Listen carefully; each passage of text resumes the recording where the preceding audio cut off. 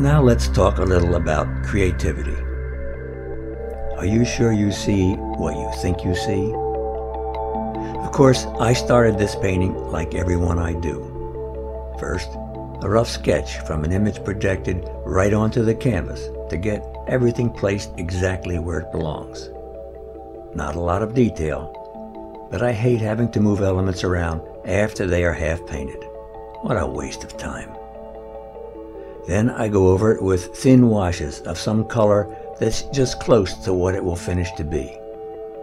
My main thought is to get as much of that blazing white canvas covered as soon as possible. Pretty scary so far, huh? I did more thin washes of color for the shirt and skin areas. Notice I made the color stronger where the shadows are in the shirt and skin, throwing a little of the blue that would be reflected into those areas from the shirt. This is kind of a reference for me to remember where those darker areas are later. But more importantly, they start to give me a feel for the composition and the solidness of the elements. Well, finally, now that I have all the canvas covered, I can start some serious painting.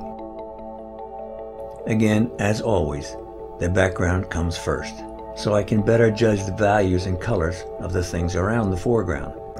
That makes sense, right?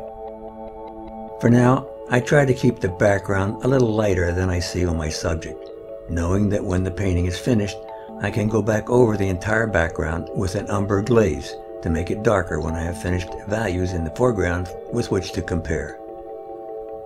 Also, I keep the edges softer than in the foreground to help give the illusion of depth. When I painted the individual tools, I kept the edges soft. Here's another section of the background filled in. I constantly keep the direction of the source light in mind, so the shadows will always fall in the right direction. If you mess that up, things will certainly look weird, and we don't want that. Notice how strong that cylinder on the right looks. That can distract the viewer from the real subject, which is the impossible woodwork. I want to be sure to darken that down later to make it less obvious. Well, as you can see, that bright cylinder bothered me so much that I did darken it before I could go on and finish the shelving in the background. There's no law against fixing things as you go along. It makes me feel better anyway. So now it looks like the foreground is next. I felt that the darker colored wood of the workbench in the photos didn't match the color of the wood in the rest of the workshop, so I took some artistic license and made it lighter. I'm getting tired of seeing the unfinished face staring at me as I paint, so in the next session, I'll throw in a few touches of paint. There, I did it. The face is certainly not finished, but at least I can stand to look at it now. And that crazy woodwork is done, at least for now.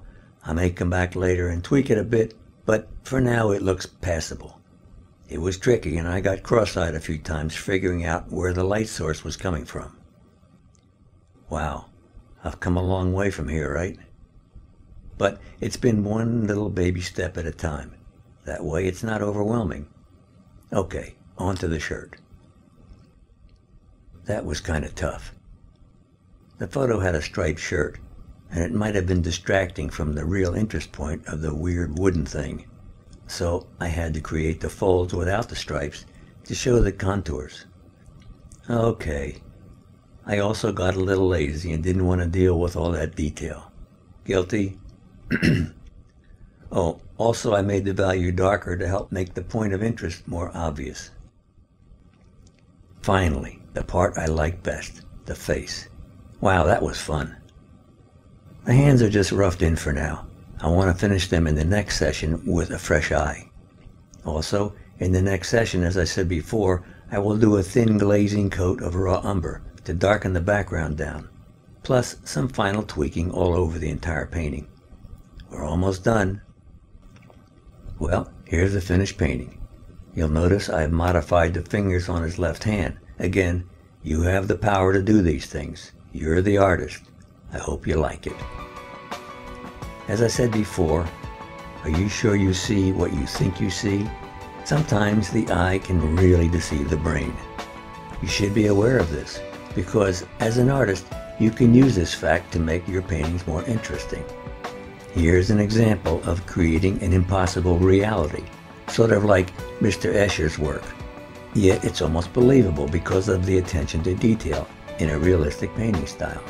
Rembrandt was known for slightly exaggerating the size of the sitter's eyes. Caricature artists deliberately distort features and yet get a likeness. And of course, Picasso was famous for his nutty distortions.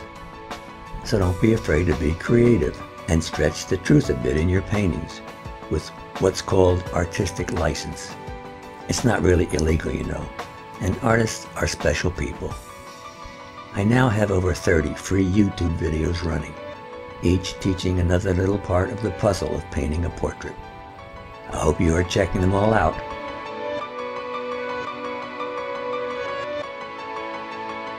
I also have a DVD available if you want to see how I paint each step of the process, while I narrate telling you what I'm thinking as I make each painting decision. It runs an hour and 10 minutes and has a menu so you can go to each section over and over to practice how I do each area of a painting. You can order it from my website at this address, cfsvideo.net. And always remember to have fun painting.